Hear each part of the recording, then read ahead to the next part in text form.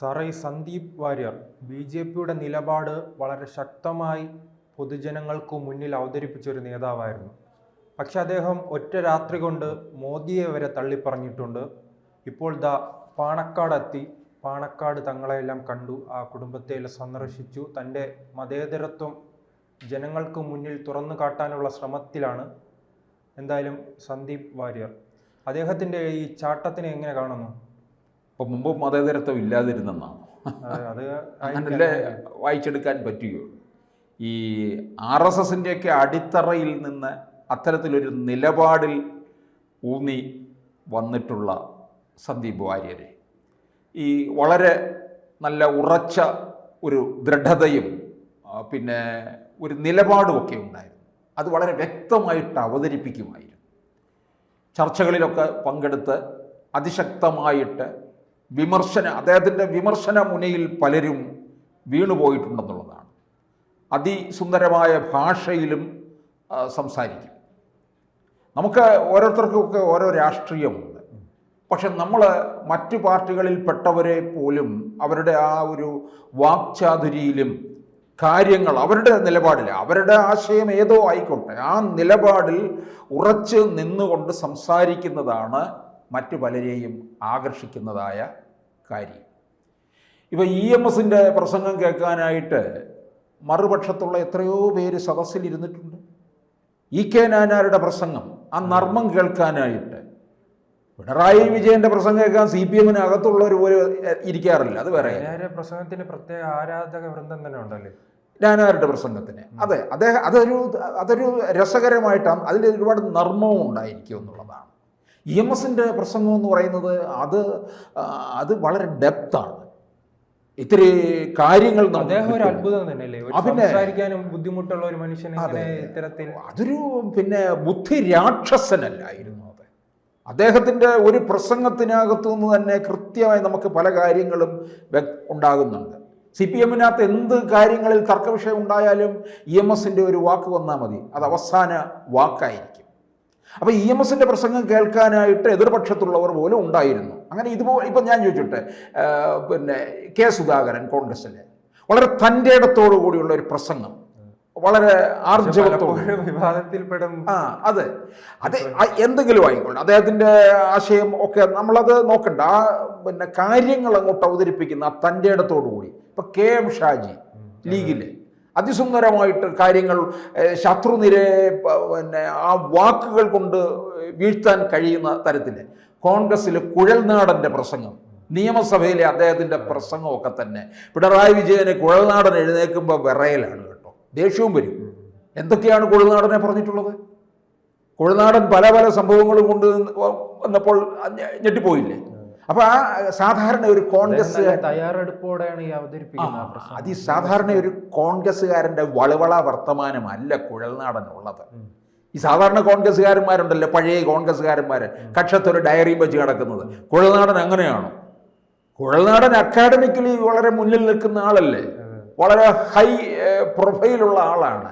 മറ്റ് കൊഞ്ഞാണന്മാരെ പോലൊന്നും അല്ല കുഴൽനാടൻ. അപ്പോൾ ആ കുഴൽനാടനെയൊക്കെ പലർക്കും ഇഷ്ടപ്പെടും, എതിർപക്ഷത്തുള്ളവർക്ക് പോലും ഇഷ്ടപ്പെടും.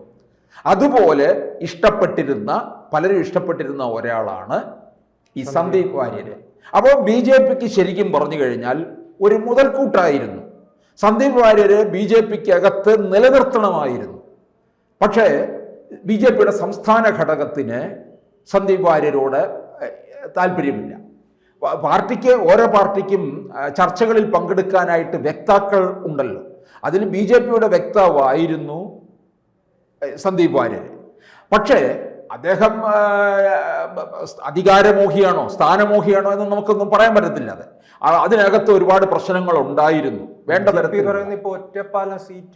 ഒറ്റപ്പാലം സീറ്റ് എന്തെങ്കിലുമൊക്കെ എഗ്രിമെന്റ് നടന്നിട്ടുണ്ട്, അതൊരു കാര്യമായിരിക്കാം. പക്ഷേ BJP അവിടെ സീറ്റ് പാലക്കാട് കൊടുക്കാത്തതിൻ്റെ പേരിലാകണമെന്നില്ല അദ്ദേഹം ഇറങ്ങിയത്.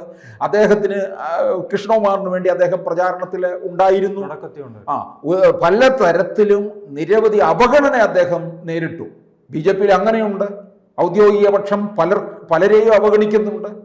ഇപ്പം ശോഭാ സുരേന്ദ്രൻ പാലക്കാട്ട് സന്ദീപ് വാര്യർക്കെതിരെ ആഞ്ഞടിച്ചു. നമ്മൾ സുരേന്ദ്രനായാലും ശോഭാ സുരേന്ദ്രനായാലും മുരളീധരനായാലും കൃഷ്ണദാസ് ആയാലും എം ടി രമേശ് ആയാലും നമ്മളൊക്കെ ആ ഒരു പേര് മാത്രമേ ഉള്ളൂ. നമ്മൾ ഇവിടെ നമ്മുടെ ആശയത്തിനകത്ത് അടിയുറച്ച് നിൽക്കുകയാണ് എന്ന് ശോഭാ സുരേന്ദ്രൻ തൻ്റെ സ്വതസിദ്ധമായ ശൈലിയിൽ ആഞ്ഞടിച്ചു എന്നുള്ളതാണ് വാര്യര്. അത് എന്ന് വെച്ചാൽ ഇവിടെ ഇത്തരത്തിലുള്ള അധികാരം മോഹിച്ചു പോയതെന്നുള്ള രീതിയിലുള്ള വിമർശനമാണ് കൊടുത്തത്. അപ്പോൾ ഈ വേണ്ട തരത്തിലുള്ള പരിഗണന ലഭിക്കാതെ പോയി, പ്രചാരണ രംഗത്ത് നിന്ന് ഇറങ്ങിപ്പോയി. വീട്ടിൽ കുറച്ച് ദിവസം ഇരുന്നല്ലോ, ആ സമയത്ത് ചിലപ്പോൾ അണിയറ നീക്കമായിരിക്കാം. BJP യിലുള്ള ആരും അദ്ദേഹത്തെ തിരിഞ്ഞു നോക്കിയില്ല എന്നും പറയുന്നുണ്ട്. അത് സഹികെട്ടാണ് അദ്ദേഹം കോൺഗ്രസിലേക്ക് പോയത്. CPM-കാരും ചൂണ്ടയിട്ടു എന്ന് പറയുന്നുണ്ട്. പക്ഷെ കോൺഗ്രസിൻ്റെ ചൂണ്ടയിലാണ് കൊത്തിയത്.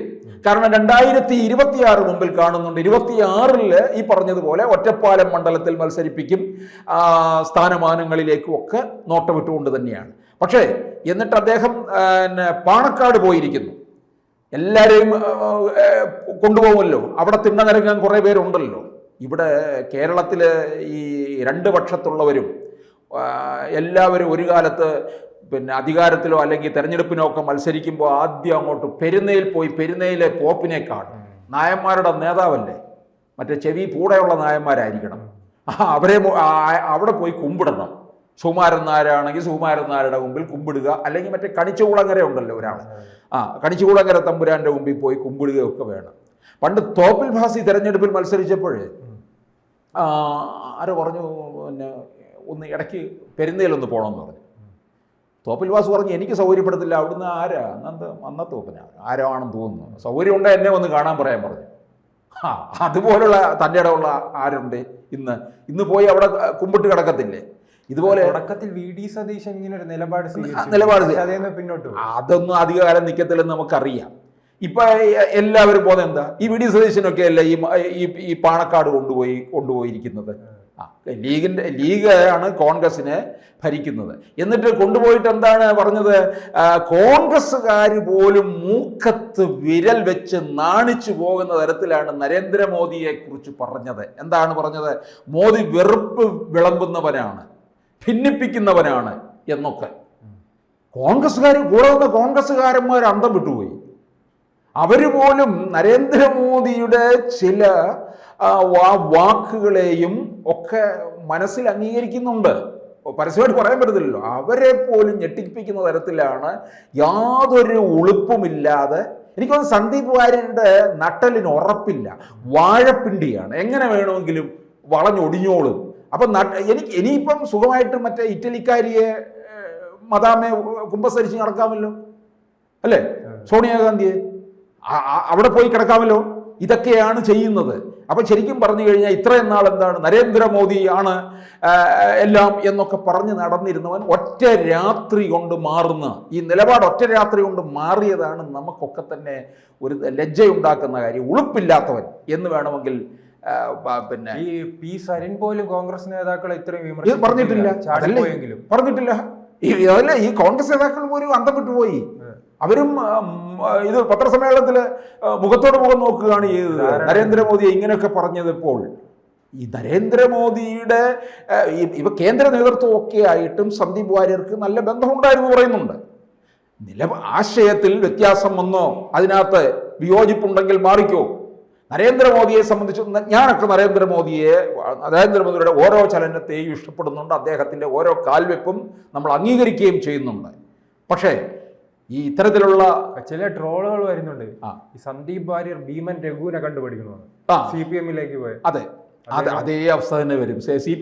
സന്ദീപ് ഭീമൻ രഘുവിൻ്റെ ഗതി നമുക്കറിയാമല്ലോ.